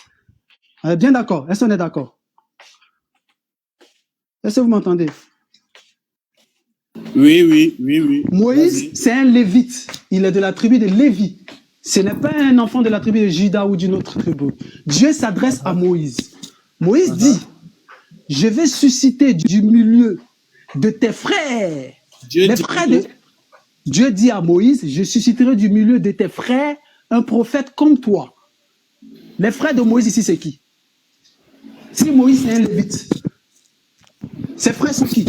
Automatiquement, c'est des lévites. Ça veut dire un frère, Non, un frère, c'est l'enfant. Les frères sont les enfants du même père. On est d'accord? Ça veut rien dire. Ça veut tout. Écoute, Ismo, ça veut tout dire. Ce prophète-là, c'est Josué. Et Josué, c'est juste que les gens, ils ont donné une mauvaise traduction du nom. Le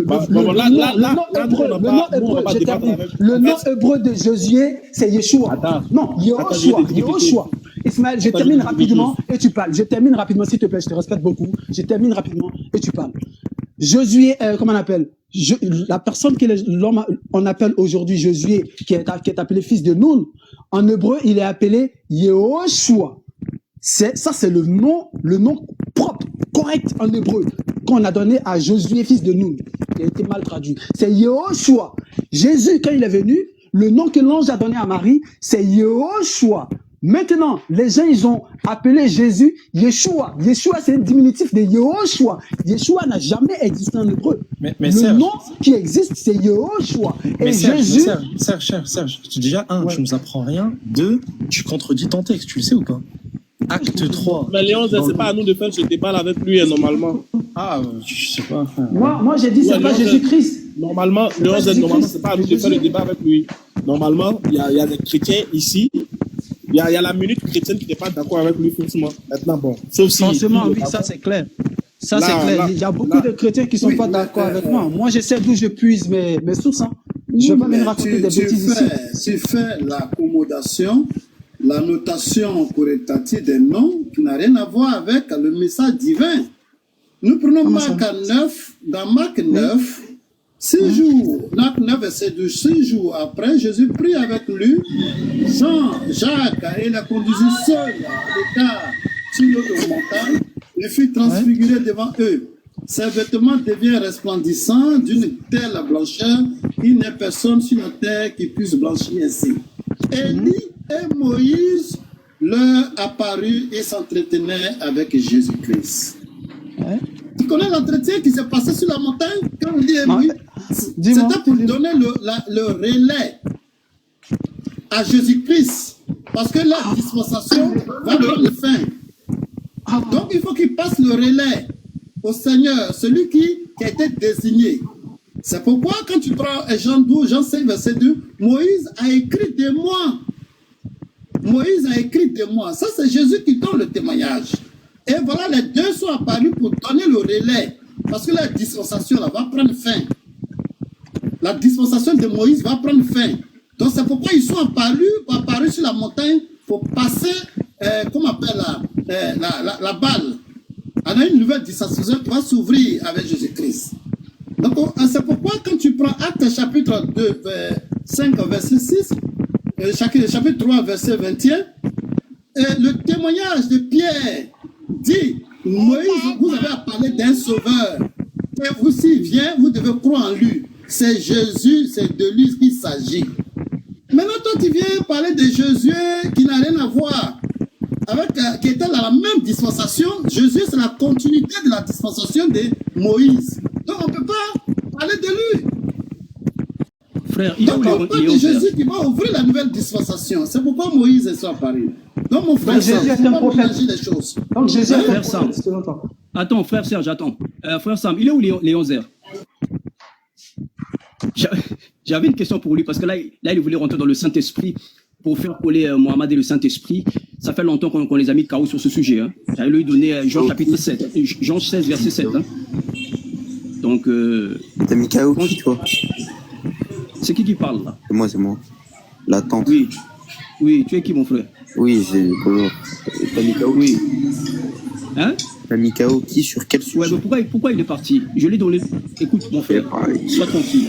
J'ai posé à Léon Zer une question. Je lui ai dit comme ça. J'ai entendu dire que tu battais tous les chrétiens sur n'importe quel thème. Il a jamais tu as vu comment il s'est défilé? Je le suis, je te... J'avais lui donné Jean 16, verset 7. Hein. Il voulait coller Mohamed et le Saint-Esprit. Là, on vous a déjà mis KO sur ça. Il a jamais dit et là, ça. aujourd'hui, vous reconnaissez que Deutéronome 18 ne parle pas de votre prophète. C'est extraordinaire. Il veut l'attribuer ça à la prophète. Il t'avait répondu, il t'avait dit ça lui dérange pas parce qu'il croit en Jésus. Non, il croit pas en Jésus, il croit en Issa. Jésus et Issa, c'est pas la même personne. Ici, justement, pour nous, c'est la même personne. Pas du tout, parce que c'est nous qui sommes venus avant. Vous êtes nos enfants. Ouais, mais bon, c'est une religion d'Allah seulement. Non. On n'a pas le même Dieu, mon frère. Et tu sais que c'est vrai. Bon, vous êtes des polythéistes, c'est pour ça qu'on n'a pas... Non, c'est vous qui êtes les polythéistes. Mais c'est toi qui es polythéiste, t'as 3 dieux. Je te le prouve. Je te le prouve que tu es polythéiste. Je le prouve. Toi, t'as 3 dieux. Est-ce qu'on distingue l'essence? Est-ce qu'on distingue l'essence de l'hypostase ou pas? Je change pas de sujet. Est-ce qu'on distingue l'essence de l'hypostase ou pas? Ne songe pas. Mais réponds juste à ma question. Est-ce qu'on distingue l'essence de l'hypostase? Je te prouve maintenant que tu es idolâtre, que tu vas lécher la pierre. Est-ce qu'on distingue l'essence de l'hypostase? Non, mais il est en train de te répondre. Laisse-le parler, mon frère. Laisse-le parler, il est en train de te répondre. Serge, moi j'ai juste une question. Est-ce qu'on distingue l'essence de l'hypostase? Non, mais il est en train de te répondre. Du calme. Je suis en train de te répondre. Est-ce que je te prouve? Écoute, mon frère, si on veut rentrer dans ta divinité, je te prouve que ta divinité... Attends, l'attente. Je prouve que ta divinité prie. Est-ce que tu sais que ton Dieu prie? Je sais de quoi tu vas parler. Il était pas en train de prier, il faisait des bénédictions. Non, attends, t'as dit quoi? Il n'était pas en train de prier le prophète. Il a n'oublie pas que je suis là quand tu fais des trucs. Et les anges, justement, après eux, ils ont prié sur le prophète. Mais Allah, il a lancé des bénédictions sur le prophète. Il n'a pas prié. Non, mais attends, minute chrétienne. Tu oublies que je suis là, quoi. Frère Ismaël. C'est quoi votre problème à tous là? Je vois que vous faites les dangereux, les kékés, pendant que Léon n'est pas là. Moi, je prends le relais de Léon. Qu'est-ce qui se passe? Tu veux qu'on parle du paraclet? Tu veux qu'on parle de Jésus qui prêche un Dieu que vous ne connaissez pas? Moi, je veux qu'on parle du paraclet. Parle-nous du paraclet. Est-ce que ton prophète... Vas-y, c'est trop fort. John, parle-nous du consolateur. Laisse qu'il nous parle du consolateur, qui nous donne les preuves que Mohamed est le consolateur. Attends. Frère Serge. D'accord, ok. Frère Serge, attends. John le Rouge. Attends, mon frère. On va parler avec toi, il n'y a pas de souci. C'est juste la tante qui m'a dit comme ça, que lorsque ton Dieu prie sur ton prophète, il fait des bénédictions. C'est ça que tu as dit, la tante? Bon, réponds-lui, John le Rouge, parce que... Non. L'attente, c'est ça que tu as dit? Bénédiction, hein, c'est ça? Hein? Ouais, des bénédictions. D'accord. Ouvre écoute très bien. Tout le monde a entendu. Tu as dit bénédiction. Je vais te sortir une sourate où il y a prière et bénédiction dans la même phrase pour te montrer que ton Dieu prie. Sourate 9, verset 102. Tu l'as devant toi? Non, attends, je vais la prendre. Sourate 9, verset 102 ou 103, si je ne me trompe pas. On va voir, il y a bénédiction et prière dedans pour te montrer que ta divinité, elle prie. Si ton Dieu prie, si Allah prie, il prie qui? T'as dit, attends, sourate quoi déjà? Sourate 9, verset 103, je crois. Attends, minute chrétienne. Oui, mon frère. Vas-y, active ta caméra et puis montre-nous le verset. On va te fermer la bouche. Sourate 9, verset 102, il n'y a même pas le mot salat ou rien, il n'y a même pas ce mot-là. 103, c'est 102 ou 103. Oui, il n'y a pas. Ouvre là. Il n'y a pas. Bah, regarde, mets-le. Vas-y, affiche-le. Vas-y, affiche-le. Allez-y. Comme il t'a dit Ismaël. Comme il t'a dit Ismaël. Comme il t'a dit Ismaël, qu'on a le préserve. Là, tout de suite, mets ta caméra, montre-nous, vas-y. Mon frère, je vais te donner la sourate. Si je mens, on va voir tout de suite. On y va. Minute chrétienne, écoute-moi déjà. Frère Ismaël. Déjà, tu t'avances sur le verset du Coran que tu ne maîtrises pas.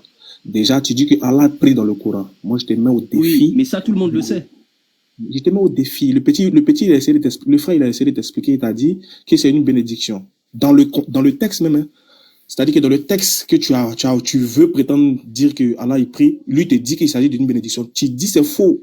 Je te mets au défi de toute ta vie d'ouvrir le verset, de l'afficher devant nous, en arabe et en français. On va y aller. Puisque tu es dans le Coran, et tu veux nous faire croire que Allah il prie, ouvre le Coran. Attends, sourate 33, du calme, Ismaël Aka. Sourate 33, verset 56, on y va. Après, on va ouvrir la sourate 9, verset 103. On y va. Vous avez une divinité qui prie, hein, les musulmans. Mais vous êtes des vous êtes Sourate 33, verset 56. On y va. Allah. Sourate 33, 56. Vous allez voir que votre Dieu prie. Allah prie. Et ses anges aussi prient en même temps que Allah. Il est sourate combien? Arrête de parler. Sourate 33, verset 56. Il y a aussi sourate 33, verset 43, je crois. Mais on va aller au 56 directement. Sourate 33, non? Oui, verset 56. Verset 56, non? Attends. On ne pleure pas. Hein. Si tu pleures, net, je te fais descendre. Sourate 33, 56. C'est ça, non? Verset 56. Sourate 33. Verset 56. C'est ça, non? Attends. Vas-y, tu peux nous faire la lecture. Voilà, ça, verset 56. Lis. Allah et ses anges font les quoi? Font les éloges du prophète. Aïe. Non. Attends, ça c'est quelle version ça? Ça c'est quel Coran? Ça c'est quoi ça? Regarde. Font les éloges. Non, c'est les musulmans, ils sont forts, hein. Quand on met la musulman ici, je passe de l'autre côté. Musulmans. Ça c'est quoi ça? Les musulmans, ils sont forts, hein. Ils ont plusieurs personnes de Coran. Toi, ta misère. Voilà, ça c'est quelle version ça? Ils sont forts. Ismaël Aka. Ah, t'as vu, très bien. Ismaël Aka. Maintenant, voilà, Ismaël regardez. Aka. Voilà. C'est traduction. Très bien. J'ai bien aimé votre réaction. C'est pas Machallah. C'est pas traduction à Lyon. Et puis, il a affiché le mot, ça va. Bien grand. Ben oui, Ismaël Aka. Non, arrêtez de faut pas lui pleurer. faire le subjonctif présent, hein. Faut pas lui faire le subjonctif présent, Ismaël. C'est Nabil à Lyon. Si c'est que c'est Nabil à Lyon. Attendez, doucement. Ça, c'est quelle version? Doucement. Nabil à Lyon. Calmez-vous. Vous criez pourquoi? Calmez-vous. Vas-y, Ismaël, vas-y. Vas-y, mon frère. T'as fini? Tu as relire ça, tu as relire. Allah et ses anges font l'éloge du prophète. Voilà pourquoi je t'ai demandé, c'est quoi cette version? Attends, il faut te calmer. Frère. Il faut te calmer doucement. Ils ont mis quoi? Ils ont mis quelque chose ici.